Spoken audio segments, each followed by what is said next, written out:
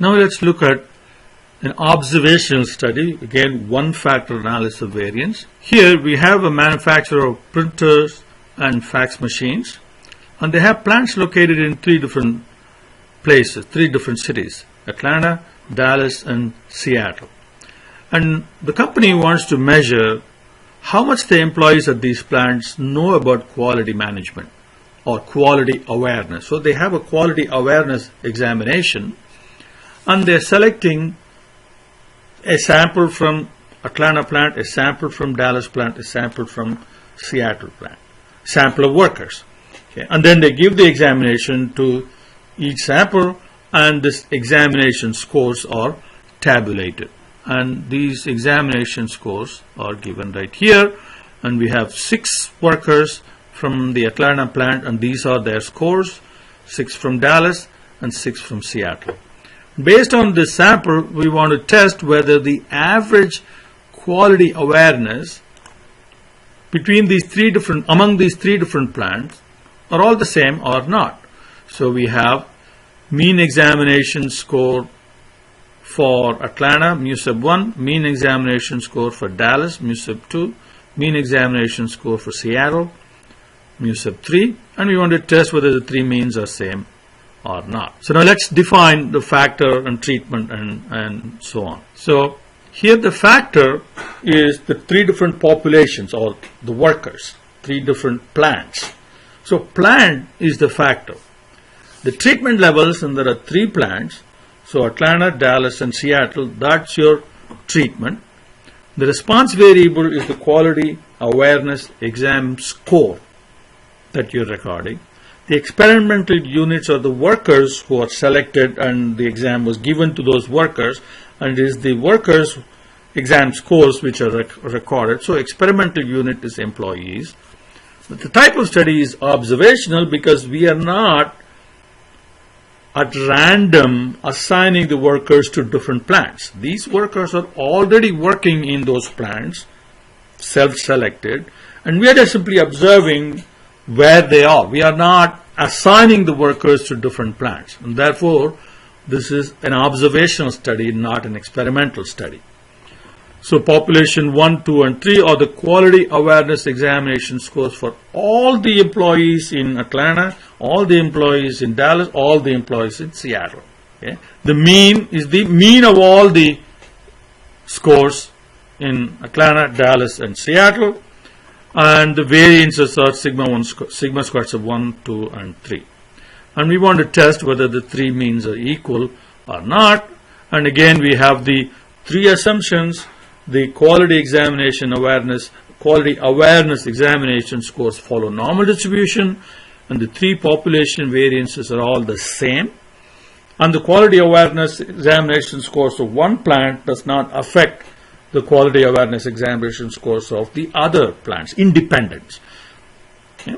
And the sample notations are n sub 1, n sub 2, n sub 3, the 3 sample sizes, x bar sub 1, x bar sub 2, x bar sub 3 sample means, and s squared sub 1, 2, and 3, those are the sample variances. Now from these we want to construct our analysis of variance table and do an F test. So now let's go to Excel and complete the example. Okay, so here is the Excel file where we have already defined the factor, treatment, response variable, experimental unit, and the type of study, which is observational, the 3 populations, population mean, and this is the hypothesis that we want to test, and the 3 assumptions. Okay, so now we have the data given, where we set up the summary. Okay, count gives us the number of observations in each sample, average gives us x bar sub 1, and then var dot s will give us the sample variance. So now we copy those. So now the overall sample mean is we find the average of all of that, okay, or we can do a weighted average, okay, which will work whether or not the sample sizes are the same or not. So which will be the sum product of the sample means weighted by the sample sizes. Okay, so that will give us the weighted sum, and you divide by the sum of the weights, which is the sample sizes. So that will give us the overall sample mean, which is of course the same thing. Okay, now count A of the different plants, that will give us the value of K, and sum of the sample sizes will give you the total sample size, SFT. Now to do the SSTR, we have to take the sample mean, subtract the overall sample mean, which has to come always from that cell, so we have to absolute reference that, and square it. And then we multiply the sample size with that square. Okay, now we copy these two across. Okay, so now if you do a sum of these, that will give us the SSTR. Okay, let's put a box around it. Now SSE is n minus 1 times the sample variance, and you have to sum that across all the samples. So first find for all three samples. Now the sum is, here is the sum formula, so we copy that and we get SSE. So now we are ready to assemble them into this ANOVA table. SSTR, SSE. The degrees of freedom is K minus 1 for treatment,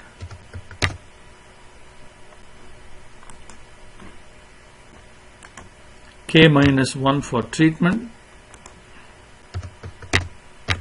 N sub T minus K for error. Now we divide sum of squares by the degrees of freedom, then we get the mean squares. F is MSTR divided by MSE. Okay. P-value is F dot dis dot RT of that F calculated value and the 2 degrees of freedoms. So that gives us the P-value.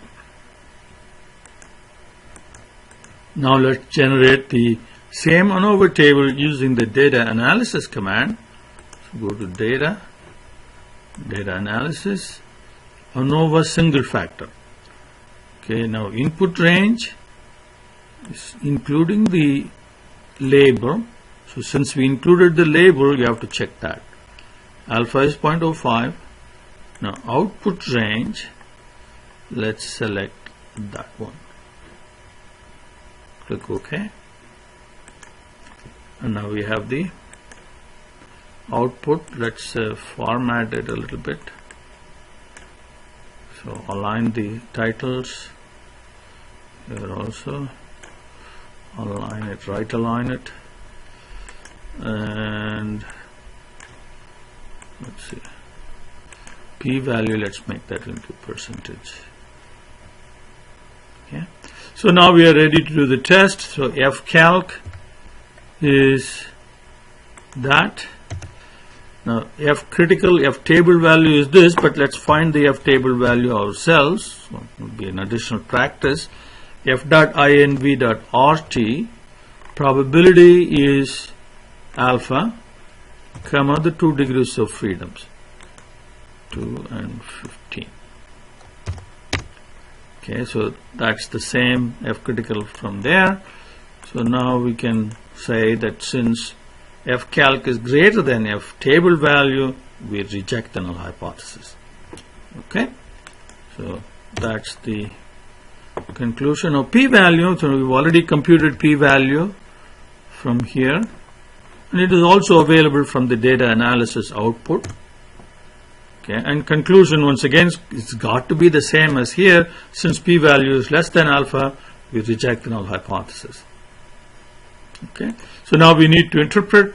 So the interpretation is we do have sufficient sample evidence to conclude that the average quality awareness score is not all the same among the 3 different plants, and the probability that that conclusion is wrong is 0.27%.